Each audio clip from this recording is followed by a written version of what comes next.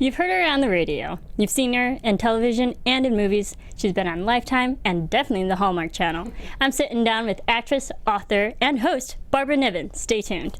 You're tuning into the destination for TV superfan discussion, AFTERBUZZ TV. And now, let the buzz begin. Plane ticket already paid. Hello, everybody. Welcome to AFTERBUZZ TV. We are here doing a spotlight on the special guest, Barbara Niven. I'm so honored. Thank you, Marisa. Thanks so much for coming. This is the third time I've met you. I'm your host, Marisa Serafini. You can follow me on Twitter at Serafini TV, and everyone can follow you on Twitter At Barbara Niven, and then on Facebook at Barbara Niven too. Excellent, excellent. Yeah, so we've met each other a few times, and I'm so glad this is like the third time I can actually sit down and like really just talk about life, your career, because you have such an amazing career. I have been really, really blessed. And this happens to be my 30-year anniversary in show business. Can you believe it? 30. And it started on Hallmark 30 years ago, and now it's full circle. I'm still on here. And so, you're still here. Yeah. That's amazing, and congratulations on like all this success, of course. But for all those who are listening, it is Halloween. It is so Halloween. Happy Halloween to everyone. I wore black just to be the witch. Wow, I love it. And although you are far from witch, but yeah, just to start off, are there any like fun Halloween traditions you do with your family or your friends? Yes. Oh, I can't wait. I'm going straight from here over to my grandkids who are getting dressed for Halloween. Oh, fun. And River's going to be a monkey, and Solstice is going to be a little like chicken, little hen. So they're going to be really cute too. Oh, how cute. Do you do that every year? You do know, something, yeah. sure. Family is so important. You know? It is. Especially when you're in a business in Hollywood and show business. I think you burn out quickly if you're not grounded in what's real. And family and my daughter has always grounded me. And you say, congrats on all my success, but oh my gosh, it has not been linear, and it's been so up and down. And I remember that day 30 years ago when I actually started this whole thing, decided to take the leap.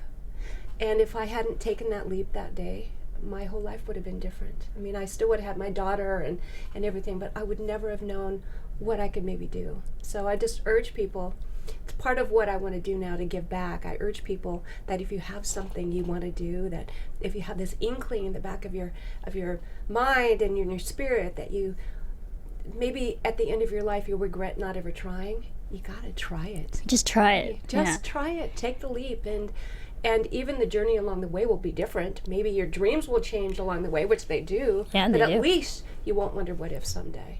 Yeah. And don't give up 5 minutes before the miracle. I either. love that. That's your saying that you say every time, and it's so true because there are so many people who, especially us two, we're here in the industry. You have more experience in that. It's because I'm older. Honey. I'm older. But I mean, I've seen in my time out here, there's so many people who tried different things but give up too fast, and then they go back to wherever they came from across the country, and like they didn't stick it through.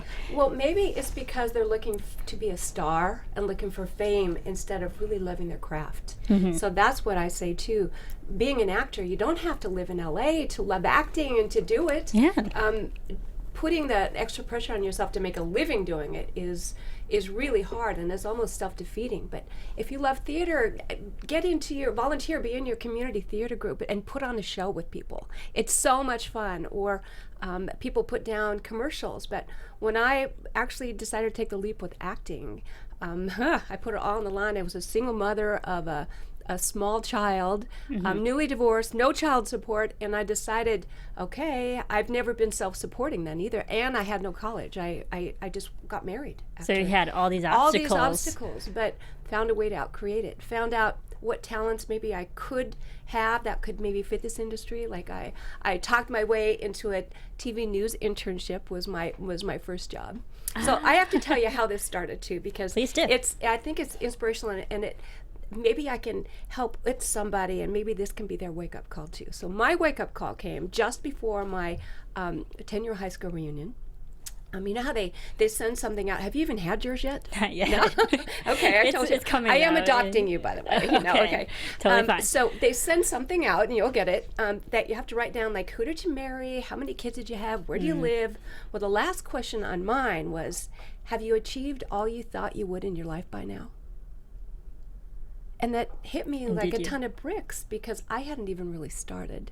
Because I knew, ever since I was 4 years old, I knew I was going to be an actress. I had my movie star pose down. That young. I remember the first time in kindergarten when I did a Christmas play. I remember what I wore. I was wearing footy pajamas. I was holding a teddy bear, and we were singing to an audience, "Me and my teddy bear, have no worries, have no care." And I just got him again. I had goosebumps. And every time now, still, when I perform or am facing an audience or doing public speaking, I get goosebumps, and it's magical. So what I really urge people to do is, if you have goosebumps, that's a way to follow your passion and get on purpose. Follow whatever gives you goosebumps, and don't settle. Don't put the pressure on yourself that you have to make a living at it, because you don't have to, but you can always incorporate it someplace in your life. Yeah, and that's, it's just good motivation as well, because I think there are people who get scared and then just stop. Yep. Whereas there are other people who will take that fear and actually work past it. And then at that moment they realize what they're capable of. Right, because here's the thing about fear. Like, you have to think about, where does fear manifest? How does it manifest? Like, maybe your palms get sweaty, or you kind of go, you get a tick, or, hyperventilate. Yes, hyperventilate. Well, my acting coach, Milton Kitselis, who's passed on now, but he founded the Beverly Hills Playhouse, where I was in his master class for 12 years. He used to tell us that all those same symptoms are the same things of excitement. So all it is a different label. So turn it in. Just do a click in your head. It's what I tell my media training clients now. Just, you can label it differently, and you can turn it into fuel instead of fear. That's great. I love that. Yeah. And it's people's mentality and how they look at it and their perspective. But that's so good. And you actually do talk to people who are trying to start off in the media business. Well, not so much even the media business. I always pay it forward. How I started, when I had this revelation, like, oh my gosh, it's 10 years, I gotta go now, girl. So I took quick stock of of my talents and what I thought maybe I could use to make some money, because again, I was newly divorced, no child support, and I had to get some money coming in. Right. So I thought, well, I love being in front of the camera, and I love to write, so news reporter. So I went down to the NBC affiliates offices in Portland, Oregon, KGW, where I'm from. Yes, and Oregon. I knocked on the news director's door, and I said, "Hi, I'm going to work for you. If I bring you stories, will you please mentor me? Because I want to hear not what's good about what I bring you, but how I can make it better, because I'm going to work for you." And he was going, "Oh, sure, honey." And I was blonde and young and cute, and named Barbie, by the way. That's like a big strike Barbie. against you. Yes, no. Being in news. Hi, Blonde I am and Barbie. Yes. And so, but he did, and I told him that day that, if you mentor me, when I reach some modicum of success of my own, I will pay it forward. I will pass it on. And who would say no to that? So that's what I tell people now, that find somebody whose job you really like, and then volunteer to chase them around and bring them coffee and everything, and just be a sponge, learn everything. You may find out you don't really like it. You may adjust a little bit. I call it a course correction, because what you first perceive is not always where you want to go. So what I ended up doing, I would lie just lie, and I hope I can't get in trouble. It's like 30 years later now, but I would call up organizations and like restaurants and everything, and everybody wanted to be profiled on the news, right? And so I would call them up and say, "Hi, I'm an associate producer with KGW, and we may want to do a story on you, but I need to pre-interview you first." And everybody said, "Yes, when? Let me get on my calendar." So I would take my big tape recorder. In those days, you wouldn't remember this, but we had big ones in those days. I remember. And I would take it, and I would take it, and I would do the interview, and I would race back home, because that news director had given me a sample script, and so I would write it out, get the sound bites, and imagine what shots I would use if I had a real cameraman there. And the next day I would show up and I would turn it in and say, "How is it? What can I do to make it better?" And I did that over and over again, and he ended up putting me on the first intern that didn't have college, but he just took a chance on me, and I ended up selling my first story to network, because as you're an intern, you're not union yet, SAG, SAG or after you're on your own. And so you can only do one, and so I announced to everybody that I'm going to sell my story to NBC, to network, and they go, sure, honey, oh sure. Well, I found a hook, because you can always find a hook, and I did, and you look and work hard enough. And it ran nationally.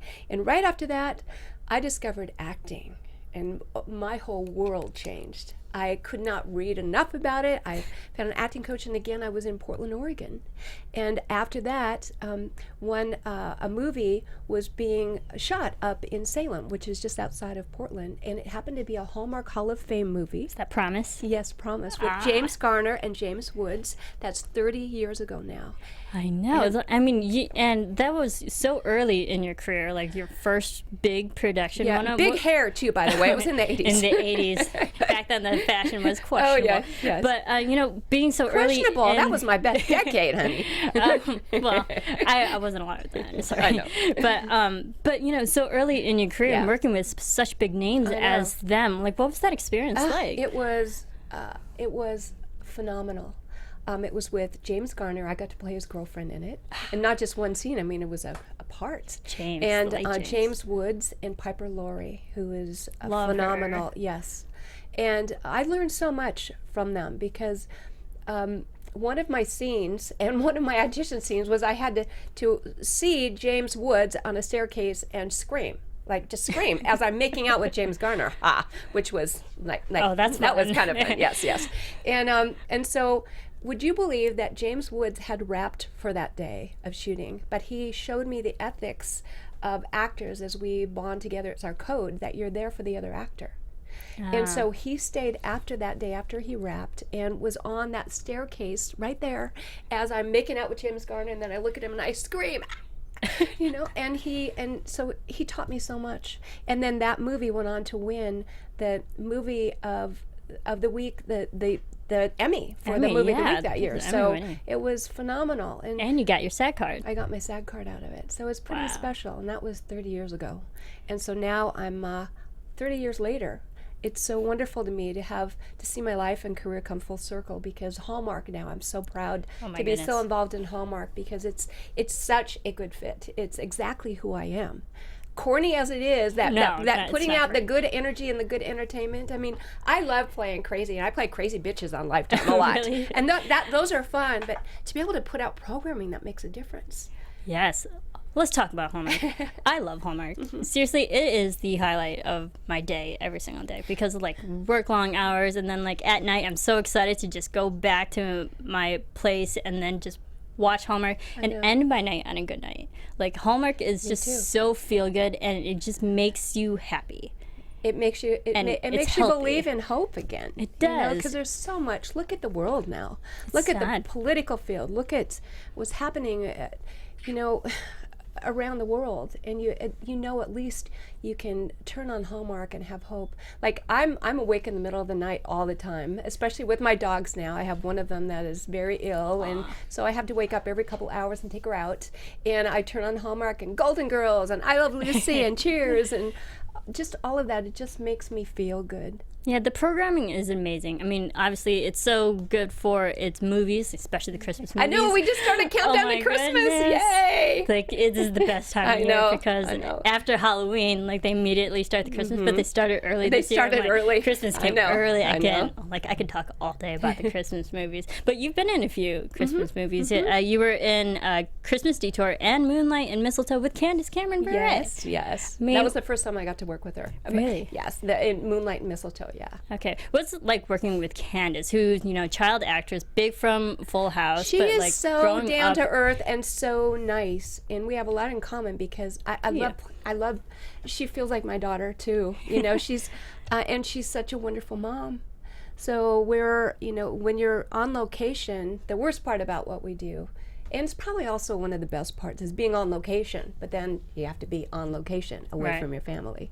So when we're behind the scenes and waiting for, the camera set up and we've got our hair and makeup and stuff, like this last movie, Christmas Detour, that I shot with her last year. 2015. So we're back there and she's on the floor barefoot in her beautiful dress and she's FaceTiming with her kids. Aww. So that's what it's like. And again, that's what I think that's what makes acting good, is when you relate it to real life.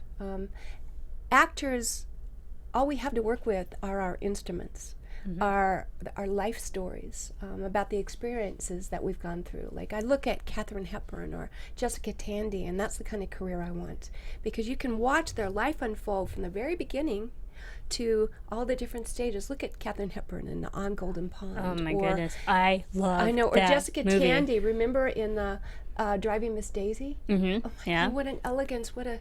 Phenomenal. It's phenomenal, and I think that those are people who mentor me. I want to learn. I want to keep learning.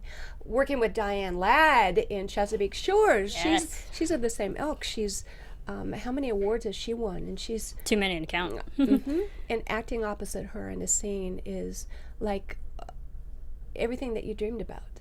And you watch things fall across her face, and you plan things out, and yet they're not planned. You still do surprises in it, and it's just what a gift to be able to act with her. Right. And Chesapeake Shores, congratulations on the success of that show. I mean, the numbers and the ratings for that show was ridiculous. Thank you to the fans. Thank you, Chessies, and thank you fans of Barbara Niven, too, and all of you fans of Hallmark Channel for watching, because if you didn't watch, we couldn't do what we do. We are so grateful to you. Yeah, it was such good programming, and I'm such a sucker for family dramas, and that show was so up my alley.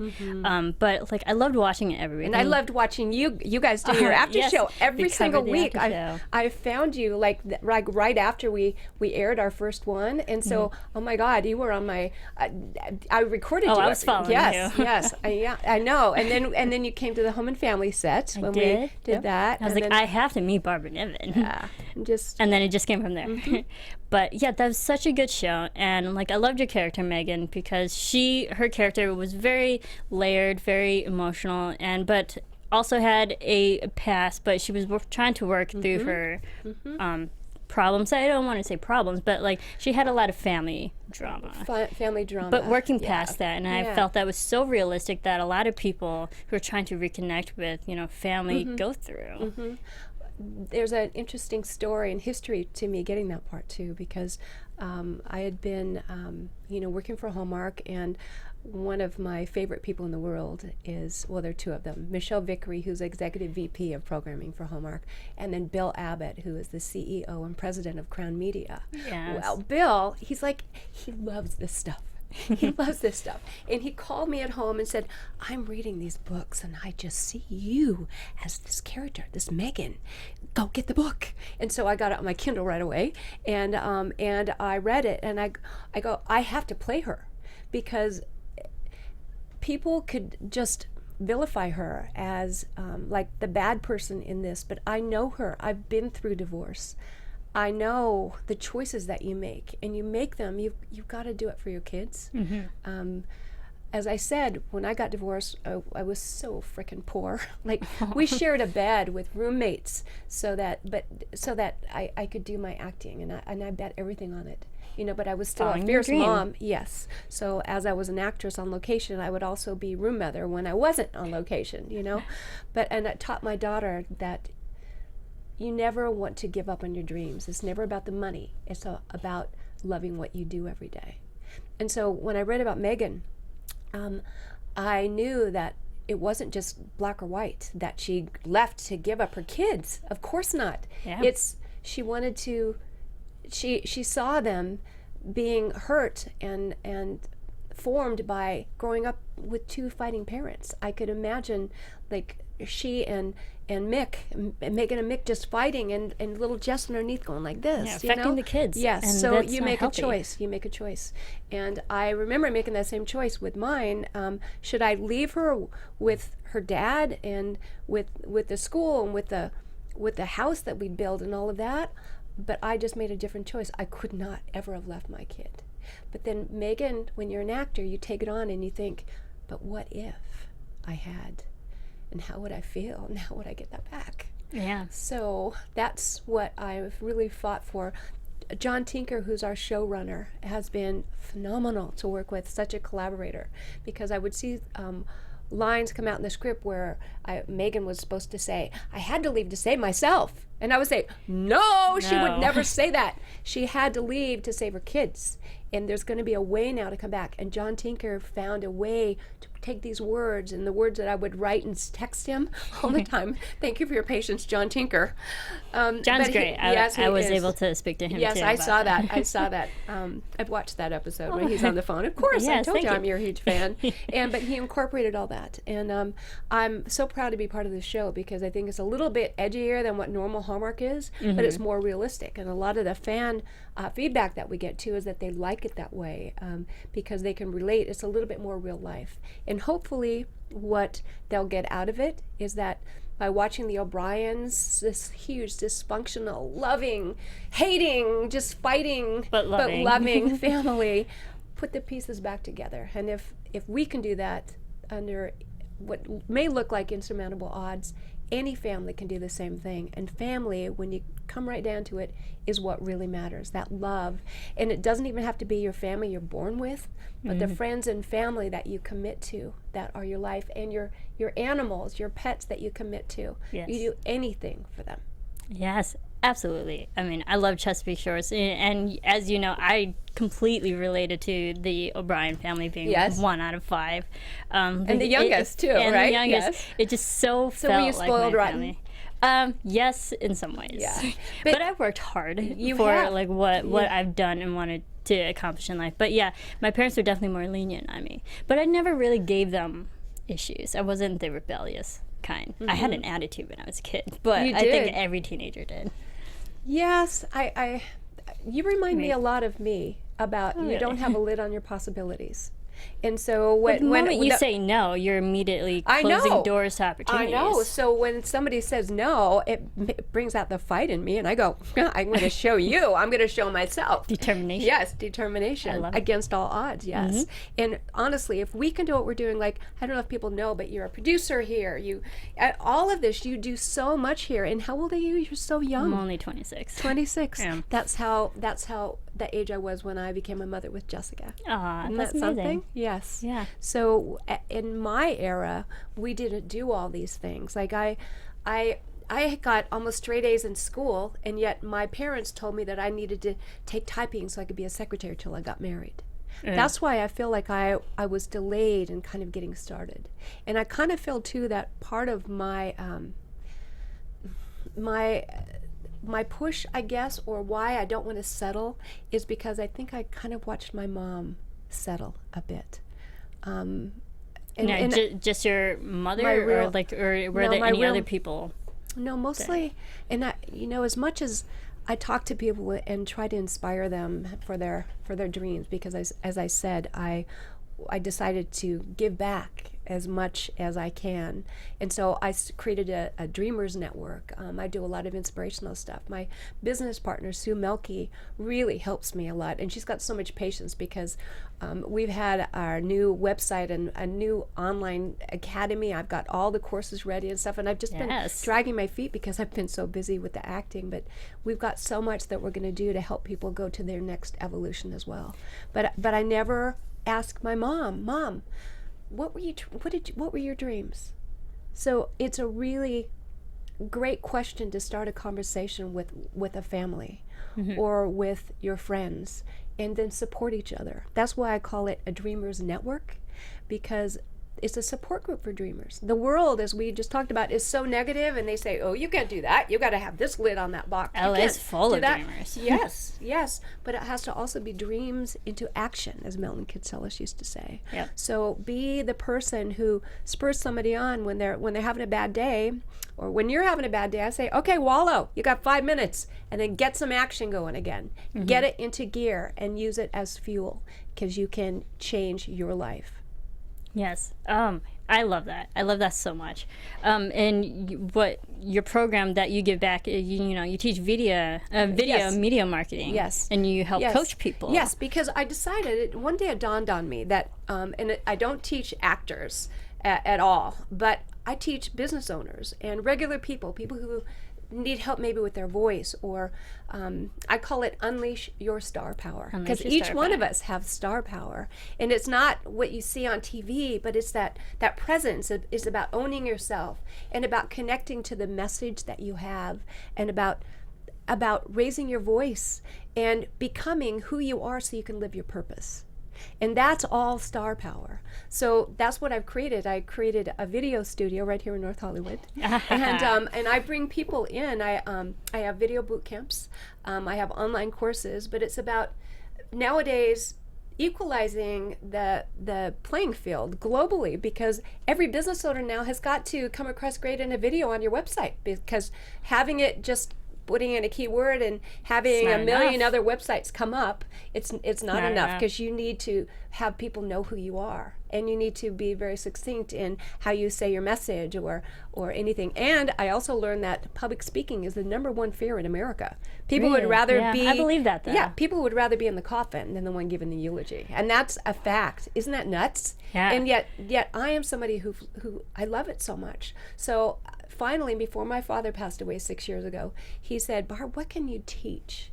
And that's when it all came together, was that I can teach people and use all of these things that I've learned from being an actress, about how to overcome fear, how to be succinct in your message, how to present to an audience, or even in an interview, or how to come across great in a video. Right. I How to probably look at the camera. Yes, so I put it into the system that just works. So people come to my 2-day boot camp, and I'm not kidding.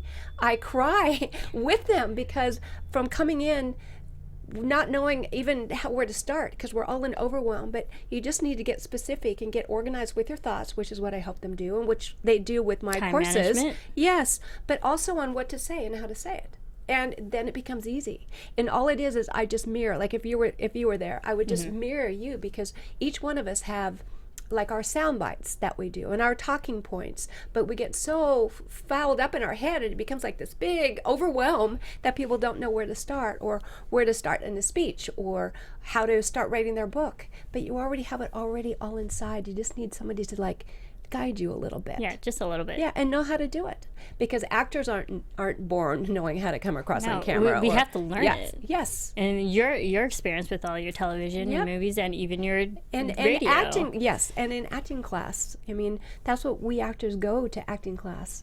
And so if I can help somebody with something, just use my whatever I've learned. If they can do a quick start in it, why not? Pay it forward. Yeah, pay it forward. Exactly. Yeah, that's exactly. That's one of my favorite things. Helping others people, because we here at AFTERBUZZ do the same thing. We provide the audio and the video for them for free. Like no one has to pay here. Oh, really? Yeah, no one. This is literally all fun and free, and we enjoy it. We're actually enjoying, and we're getting free education, and people don't know that. And so that's a big thing that we always preach. Is like, if you have the knowledge and you have the equipment, help others, and that's our mission at AFTERBUZZ, is to help others. I knew I loved you. Yes, that's really what we do here. And when we align, look at how much more we can do together. Yeah. Yeah, and we get to talk to awesome people like you. But yeah, let's take it a little back. And you obviously have an amazing career with Hallmark, and you've done Cedar Cove as well, on top of the Christmas movies, which I love. Every time she says Christmas, she I know, smiles. Look, the Christmas movies get me. I love them so much. I cleared out my DVR just so I have enough space to record the and stuff. that's a commitment. That's a scary thing. Yeah, like I am at 94% right now, and I'm what do I delete? It's Right. like, yes, you have to save your most loved child. Yes.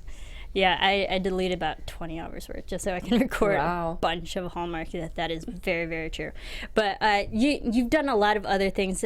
Me growing up, I've seen you in a lot of things, and I never really realized it until now. But I'd be remiss if I didn't mention you were in Charmed. Oh, yes. 2 episodes. I know. Oh, Aaron Spelling was so good to me through really? my career. I Oh, my loved gosh. that show. I did too. And Obsessed. so I got to play, if you don't know, I got to play You were Helen Jenkins. Yeah, Helen Jenkins. Assassin. Yes, the mom for the final season. Billy, season 8, but you were working with all the girls Haley Cuoco. there. Yes, Haley yes. Cuoco. Yeah. And she's had an amazing career too since. But working in that environment, I mean, that show was like very special effects, magic heavy. Did you have to work with and a yet lot they of- were all so nice. Were they? Yes. Oh, like in I the love makeup that. chair, and it's not always like that. But going into somebody else's hair and makeup trailer, sometimes if the actors aren't really secure, I mean, they kind of take it out on you a little bit. And then you know your job, and you do that, and your heart kind of goes, oh, because I hate hearing that about them. But I loved them. They were great. And Aaron Spelling, what a great guy he was. What a mentor to me as well through the years. In fact, I got to play Marilyn Monroe in the Rat Pack. Remember that? Oh, yes, you did do that. And Aaron sent me a Marilyn cookie jar after that. And his note said, watch out for those Kennedys. That's amazing. I think the great thing about Aaron Spelling's television was like that was also very heavy for family drama shows as well. And which slick, and Oh. he was, yes. And like with Joan you did Collins, so all of many. those things, yes. Yeah. I loved it, and like I loved because I rewatched the episode like a few months ago, and I was like, "Wow, that was amazing!" And it was a fun episode because you were all dressed up, I know, and throwing but knives. it was both. It's like I got to do the before and after. So one thing that I really love and about being an actress is being able to really use myself. And so without makeup, I am so blonde, as you saw in that. That's just me. That's just me. And I used to feel really embarrassed and like only go out with my makeup on. Yeah. Oh, there it is. I love your hair, pixie haircut. I know. Thanks. That was fun too. It was 5 minutes out the door, so I missed that kind of. But so in the before of this, I mean, I literally wore no makeup in it, and so and sometimes on Lifetime too, they've let me do like the before and after, so I love being a real actor, and now I like my face because I don't have to look a certain way. I mean, I know Hollywood can paint whatever on me. I mean, they painted Marilyn Monroe on me, but I love just being able to be a character. And I've always considered myself, and it's probably been why I've had longevity in this career, is a working actor. It's not about being a star. Like when I'm on location, like in Vancouver or in New York or wherever, I don't put makeup on to go out the door. That's why I live here in the Valley. I don't live in Beverly Hills. I live here, so because to me it's not who I am. And I think I'm old enough now that it doesn't matter, and people better like me for who I am. Yeah, you're more comfortable with yourself. Yeah, and if you follow me on social media, you'll see me a lot of times with no makeup and stuff on. And sometimes people are, they say, "Ooh, she doesn't look right, or she doesn't look good." But but they do. But it's okay, and the people and the fans come on and say, "Hey, it's okay." And part of again what I want to do is raise awareness that we are already perfect, however we are, and everything else is just, icing on the cake or something that doesn't really matter. Get real. Yeah. Get real. It's a little bit superficial, which is really sad of this industry. But I mean, it somehow does hinder on appearance, and which is really sad and also limiting. But I mean, that shouldn't stop you from anything. No. That's not to stop you of your skills and what you're capable of. And I love the fact that yes, you're very comfortable with who you are, and when we're younger, maybe we've gone through a lot of those emotional humps and overcoming. And I think it's more real nowadays. I don't think it used to be more of the glam all the time. And I think so much of the actors now and the role models that we have, it's not about what they look like anymore. It's more about what they do with their life. Yeah. And I hope that people look for those kind of role models instead of the, just the candy stuff, the gloss that really doesn't make any difference, because we're all going to get older. Oh, yeah. And the difference is what you did in the time that you were here. Did you make a difference? And what are people going to say about you? And did you make somebody's life better? Yeah. I agree, and it's not all just about looks. And I loved, and I'm big on female empowerment because I think we definitely need that more in the workplace and in the industry. And I think we're slowly getting there and progressing because even the storylines we're having more stronger female characters. That's why I love Charmed so much. I mean, you had 3 badass women fighting every single week. I was like, yes, I'm so on board. I know. But shows like that, and Buffy, and I'm showing my age here, but the strong female characters that are relatable but can also just send that message of no matter what you look like, you can do so much. You can do so much. I love it. Look what you do. Yes, so good. And then I'm again showing my age, but you were also in Tiger Cruise, a Disney movie. Yes, with Hayden Hayden Panettiere. I know. Panettiere. I got to play her mom in that. Yeah, and she was that's funny, that's so on young. my DVR right now. Oh, yeah, it is. Yeah, I was like, Yeah, wow. yeah, with You Bill were that. Pullman. Yeah. Yeah, but what was it like working with Hayden? I mean, being She's child such a actress. nice girl again. Yes. Just could not be nicer. Aw. Yes. I really don't think in She's whatever. a child actress. Oh, yeah. But she's so good. Oh, my goodness. She's And look at her amazing. Nashville. But I love honestly think no Nashville. matter what field you're in, if you're not a nice person, you're not going to get hired. So what advice I usually give to actresses or actors is that it's all built on relationships, just like any industry, because word gets around. And I remember another series that I was on, a lot of people who were brand new to the business, and yet I started hearing that like somebody was throwing wardrobe at the wardrobe lady and got, and they haven't really worked again. So no. it's just about being a good person, no matter what business you're in, because people want to work with who they like. And when you're in the show business, my gosh, you go away for a long period of time, and They're you gonna wanna work forget with, you. Yeah, but you also want to work around people you love. So my career has been built on relationships and getting hired over and over. Like Pierre David from Lifetime, he's hired me. I've done 13 Lifetime movies for him. Yes, you've done a lot. And I'm so grateful to him. He gave me a shot, and then just kept hiring me. So I'm just. And that's what it's about. It's about just being a good person and knowing your job, but it's about relationships and then keeping in touch. I was just talking to somebody. I know I'm going to be speaking soon to the Stuntmen's Association.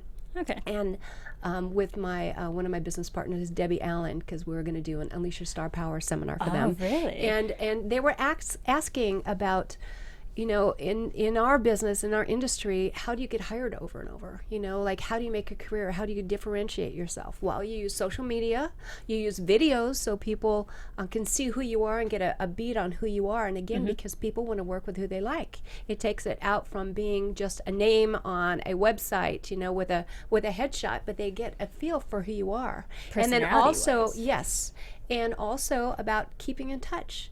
It's not a matter of tooting your own horn. It's a matter of like sending a postcard. You're in sales if you're in this business, or any industry. You're in sales. So I used to have a little 4x6 postcard with headshots and updates on them that I would just send out to casting directors, etc., just with an update about what I've been doing. And then maybe all they did was just read it and toss it, but it's a fact that something goes over somebody's desk 3 times and you got them. Yep. They remember you.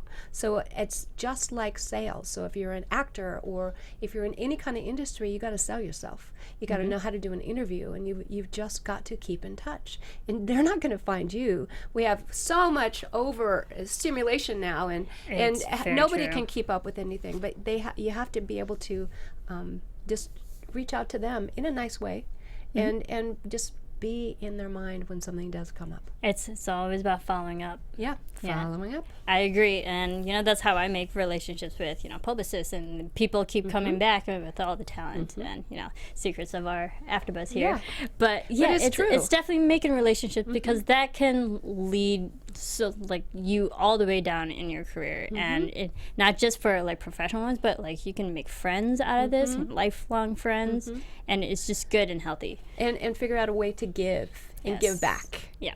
Yes. But bringing it back to your movies and television, you've done a lot, and you were also in the One Life to Live? Oh, yes, One Life to Live. I was going to say all these other soap operas that are in my head, but it's not that one. One Life to Live. Yes. I've never really watched soap operas, but I know I would. I had not love really it. watched that either. I watched soap operas that much either. That's such a different caliber kind of show. Right. And so I loved daytime. I loved doing it because you're employed. Actors want to be employed, and we had a set thing. But it was also probably the most devastating part of my career, because when I got that, I got it on a Thursday. I screen tested on a Thursday in New York, and I'm on a plane just at the airport flying back, and they said, oh, I got a call that I got it, but I had to live in New York by Monday. Oh, wow. But I was going to have this great contract and like just fabulous. So I just hired somebody to move me all up and change it all. And I was supposed to have a 4-year contract, but in this business, as in any business, you got to read the fine print. Yeah. And so things changed, and new heads of ABC, daytime, and new, everything. And bottom line is, I died in a plane crash with 13 other people 10 months later. So I had literally upended my whole life on a hope and a dream. And I'm saying this because I want people to know that even in your most devastating times, you got to draw strength from your friends, and it's okay to say you made a mistake. And I literally, when that happened, I spent a whole month in bed. I was so depressed. I was so ashamed. And yet it wasn't my fault. It's just, when a new head of anybody come in, heads are going to roll, because they need to make their own mark. It's not that you're bad. It's just that they have a different way of thinking about what it's going to be. And without my friends, I don't know what I would have done, but I ended up moving back to LA here and licking my wounds, and I got another job really fast again after that. Good. So it's about going with the flow and knowing that other people have success and failures as well, and that we learn from them, and is probably maybe a better actor and certainly a better human being, and it puts things in perspective. When you lose a job in any industry, you lose your house, you lose your mortgage, you lose something whatever. It seems like it's the end of the world, but it's not. It's how you handle it afterwards, and you lean on your friends, and then learn that show your friends that they can lean on you too to start over. So there's no shame in starting over, and you'll probably, again, the course correction, Sometimes it's healthy to start over. Yep. Start fresh, and you go in with a different perspective. Yeah, it's the universe saying, hey, you're off track. So every time I know that something like that happens is because I am not I'm not on purpose. Mm-hmm. And being older now, I'm 63 now, I'm a grandmother, and I'm proud of being this age and being who I am as I'm developing. I'm not there yet, but I feel like I am on purpose for the first time now about why I'm supposed to be here. And it took me a long time to get there because I used to think it was about acting and about, entertaining and making people feel good and stuff, but it's not. It's about me now taking whatever I've learned, as I said, and putting it into my Unleash Your Star Power and helping others find their voice to get their message out to make the difference they're supposed to make. I love that. That's amazing. Working, I never would have guessed you're 63, and you look amazing, and in such a career that can be driven on looks and just physical appearances. What have you done over all these years to stay healthy? Well, part of the reason again why it's so important for me to be a role model for women. Mm-hmm. And I shouldn't probably just say women, but for men too, about that it's okay not to be perfect. I speak on eating disorders. I do speaking as well. I watched a speech of yours, and did? I was at the end of it, in tears, in honesty. Well, thank you. And, thank you. So I was 30 years being bulimic with my head hanging over a toilet everywhere, in airplanes, and living, being married to somebody in Hollywood who. This is how the universe works, who, wanted to go out for lunch and dinner and the A party lists every day, and so it's it was so hard, and getting it, and my daughter had it too, and my mother had it as well. Oh, wow. And came to a breakthrough one day when I got a call from my daughter's high school saying that she just fainted at cheerleading practice, and it turns out they were all bulimic and anorexic together and trying to fit in their uniforms. But it's what, again, it's the values that we put on and the pressure we put on our women and our boys. 10% of people with eating disorders are men, by the way. Wow. And it's just, we just need to stop that and know that we are already perfect, And I mean, I worry about what I look like. The camera adds 10 pounds. I wear Spanx. I do what I can, but we just need to know that and support each other, that we're okay how we are. And that's why I love just being an open book. When I used to hide all those things, and that's when I had an eating disorder. That's when I had secrets. And I didn't want anybody to know the real me or to know how I really felt. I would always put on a smile. And the secrets are what kept me sick. And that's why I just want to be a mirror and hopefully be a change agent to help other people know it's okay. It's okay. You don't have to be perfect, but do your best and support each other. Everything you're saying is just wow. I love that. That's such a great positive message to send to everyone, and not just for women, but for men too, who is affected by this, because it is a disorder, and a lot of people need that awareness of what it is, especially in this industry. Like, people just fall to that so quickly, and it's so not healthy. And you would think that they wouldn't be doing it so much anymore, but look what we've seen in politics now about being rated 10s and all of that. I have the hair color. I know, and I have a friend right now whose daughter is anorexic, and you would never think, because she's aware of what our stories are, but we never know the insecurities that you make. Like, I look at you and you're beautiful and you're thin and you've got everything together, and that's how people look maybe like at me or somebody else, yet we all have our own insecurities, and we need to know that I'm going to love you anyway. And hopefully you'll like me anyway. And together we'll get rid of that and quit wasting time on what doesn't matter. And together we can make some difference and get on with it. Yes. Let's everything.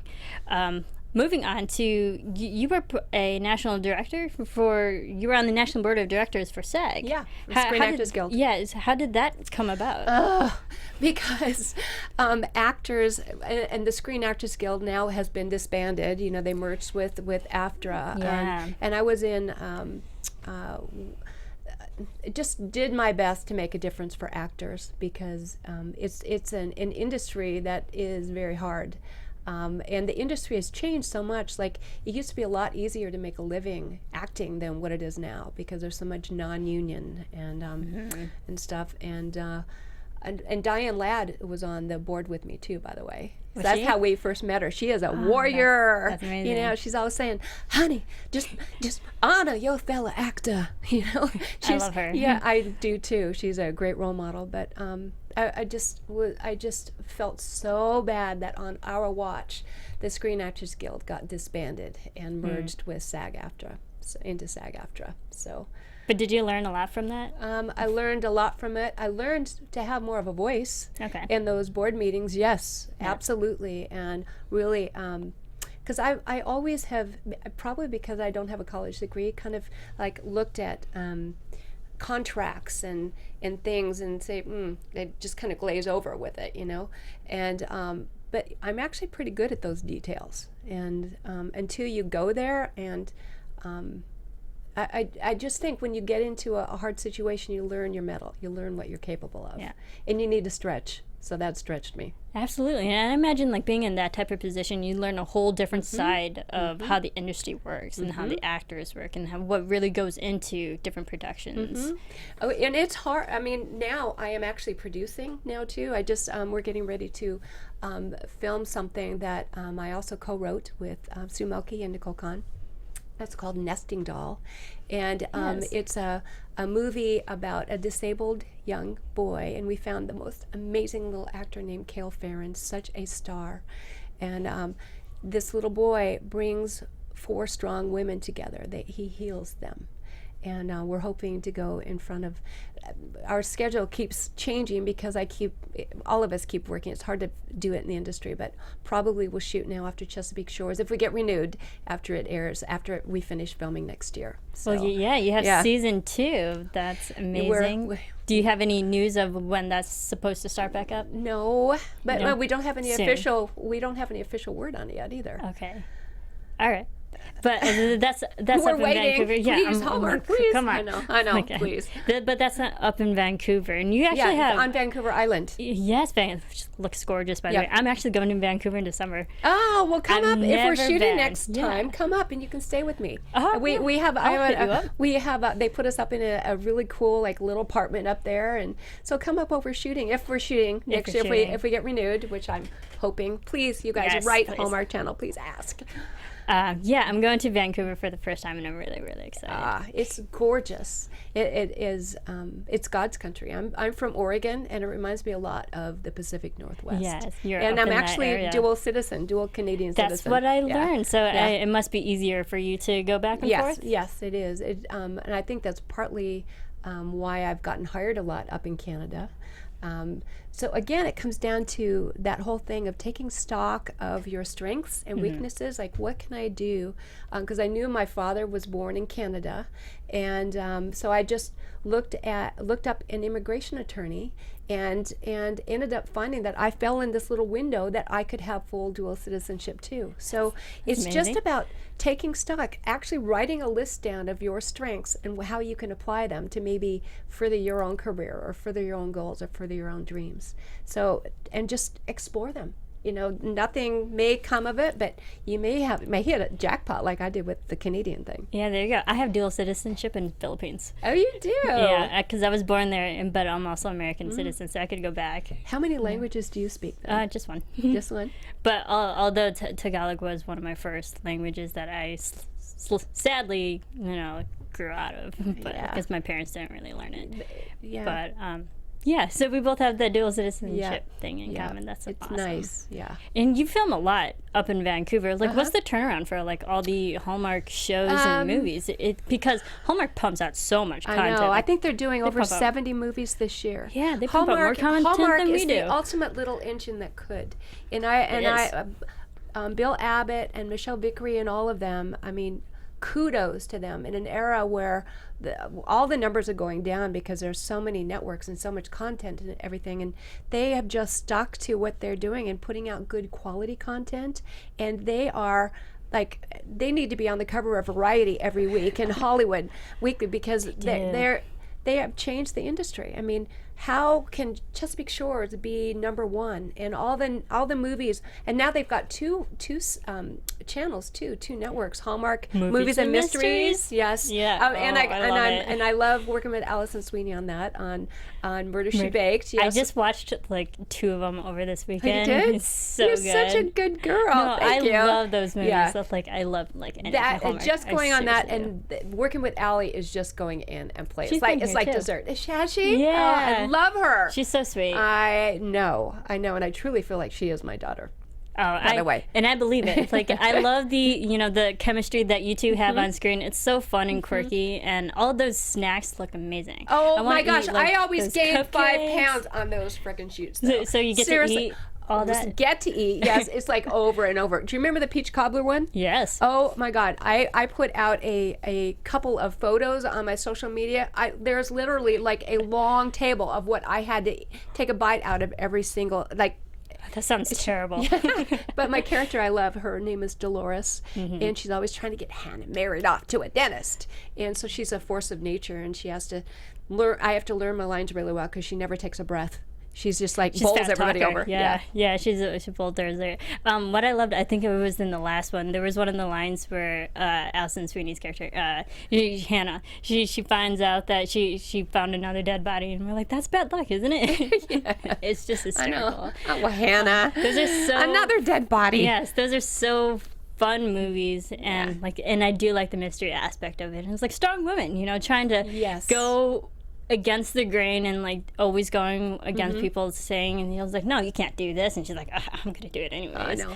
And our that's what I director on really that, like. Christopher Tabori, is old Hollywood. His mother was a Hollywood actress, and he's been an actor forever. So actors always love being directed by other actors or people who were former actors, because there's a language, there's a way of doing it. And a lot of directors, I mean, it's not putting them down at all, but it's just we have to work maybe harder to communicate and understand what they want, come from the other side of the camera, what it looks like, or moving the camera, etc. So to get to work with Allison and Krista Bore is just, it's a great job. Yeah. It's not a job. You just go, when do we get to play again? Cameron Matheson too, you know. Yeah, amazing. Yeah. Like everybody in those films, they're just so fun, and like I always am like snacking during it. It's terrible. But yeah, you've worked with so many actors and actresses, and are there anyone like you still want to work with, like whether it be a director or a writer or like anyone you would still love to collaborate with? There's so many people I would love to work with. And I want to just keep doing it till Jessica Tandy, it feels like she went out on the stage, you know, like I want to do that. I want to work with the greats that I've always known. I mean, look at like Robert Redford, look at Meryl Streep, look at all those. I watch them and I try to just absorb their breath, you know. Yeah. So I'm just want to do more and balance it with my family. I feel so blessed right now that I have the best of both. Oh, that's amazing. And your pets as well. Yes. Over the weekend, I watched the American Dog Hero Awards. Yes. And like at the end, I was like grabbing my Kleenexes because like there's such long 10-minute packages of like all the dogs and what they've done and who like and everything that they accomplished. I was like, oh my goodness. Again, it's a reflection of Hallmark. And their love, and their love, and what they want to do to promote animals and people. And it's Bill Abbott. Bill Abbott is he's got such heart. It's in conjunction with American Humane, and I've just agreed to become a national ambassador for American Humane, and I'm so grateful. I just did my first interview for them, and Bill Abbott has brought this collaboration together with North Shore Animal League as well, is another one of theirs that they do. But like right now, I am such an animal advocate, and I do fostering. I have senior animals now, and anybody, yes, fostering is a way to if you're at your limit, or maybe you don't want a long-term commitment to a dog, maybe you could foster one that is going to be put to sleep to help a rescue and teach it how to be in a home again, so that, and then take it to an adoption so it will be adopted out later. So there's so many, that's why I was talking with American Humane about how many different ways that people can actually help animals. There's so many different ways, but again, it's Bill Abbott. He has such a connection with animals, and does a feral cat colony by himself in New York. Wow. And he knows one of mine, and I just want to say thank you to all of you on social media. You know, I haven't been on much lately because one of my dear little dogs, Lola, is we're on hospice with her, and so I'm just trying to do my best to give her, she's having a great time right now, eating lots of yummy things and knowing she's loved, and the end is pretty close, but I just want to say thank you, and to show what Bill Abbott's like when I showed him pictures of Lola and my grandson, their connection, and Rivers kind of saying goodbye and learning about death now. He just leaned his head over and just wept. So that's the kind of head of Hallmark Channel, and that's why I think they deserve all the success they have. Michelle Vickery's the same way, and everybody there, they're just dedicated to putting out good stuff in the world, and I'm just really proud to be part of it. Yeah, as you should be. I mean, Hallmark is such a great, and Crown Media itself, but that speaks so well about them and who they are as a network. The fact that they can show so much love to animals, who in turn show so much love to the people. And what I've been hearing, I've fortunately been able to speak to a lot of people over from Hallmark now, thanks to my job here. But it seems like it's such an amazing community, and it's not really a community, it's a family. It is family. Oh my gosh, the like Pam Slay, the head of social media, and with she's way more than that, head of publicity for all of it now. But oh my gosh, you just call her, and she's it's personal with them. It's not numbers, and that's what I am so proud of, is that it's just personal. So all of that heart that you see in the shows and the programming is because it is personal, and these are real people that you would love if you knew them, and that work so hard to bring you the shows and content that they do. Well, trust me, I'm watching it. I'm As glad. everyone else should be. Thank you so much for being here. Thank you. I'm so honored to talk to you and your career. It's amazing. I love It means everything so much to me about it. too. And you are a kindred spirit. I see thank you. a lot of me in you, and I'm glad that you, at this young age, know that you can make a difference and that you can create. You're powerful, and that you want to pay it forward. I do. So thanks. Thank you. And so for everyone, you're very interactive on social media. Where can everyone follow you once again? You can follow me at Twitter at Barbara Niven, and on Facebook at / Barbara Niven. And fortunately, Chesapeake Shores. Yes. And everything else. Yeah. If you're in more movies, bring them on. Thank you. And can I just say a shout out, please, to Absolutely. fans of Barbara Niven, FOBN, for being there all these years, and for all the fans of Hallmark Channel. God bless you. We love you. Yes. And I love you. You're amazing. And it's makes my day. Thank you everyone for tuning in. You've been watching a special Spotlight On with Barbara Niven. I'm your host, Marisa Serafini. You can follow me on Twitter at Serafini TV because I talk a lot of television here and I get to interview amazing people such And I as follow you. Barbara. Yes, you do. We follow each other. Yes. So thank you once you. again, and thank you everyone for tuning in. We will see you next time. From executive producers Maria Menounos, Kevin Undergaro, Phil Svitek, and the entire AfterBuzz TV staff, we would like to thank you for listening to the AfterBuzz TV network. To watch or listen to other after shows and post comments or questions, be sure to visit AfterBuzzTV.com. I'm Sir Richard Wentworth, and this has been a presentation of AfterBuzz TV. Buzz you later, baby. The views expressed herein are those of the hosts only and do not necessarily reflect the views of AfterBuzz TV or its owners or principals.